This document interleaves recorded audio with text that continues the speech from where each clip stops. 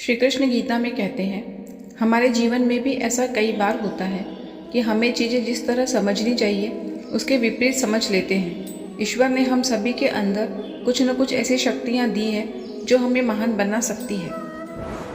एक बार एक किसान जंगल में लकड़ी बीनने गया तो उसने एक अद्भुत बात देखी। एक लोमड़ी के दो पैर नहीं थे, फिर भी वह खुशी खुशी घसीट कर चल रही थी।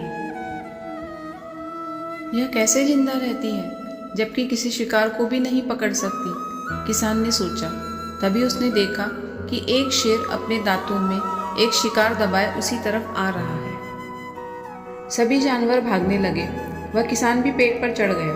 उसने देखा कि शेर उस लोमड़ी के पास आया। उसे खाने की जगह प्यार से शिकार का थोड़ा हिस्सा डालकर चला गया।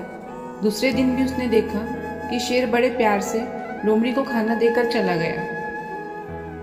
किसान ने इस अद्भुत लीला के लिए भगवान का मन में नमन किया। उसे एहसास हो गया कि भगवान जिसे पैदा करते हैं उसकी रोटी का भी इंतजाम कर देते हैं।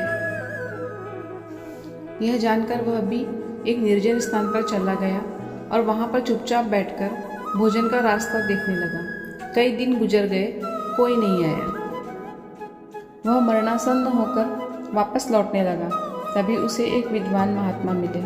उन्होंने उसे भोजन पानी कराया तो वह किसान उनके चरणों पे गिर पड़ा।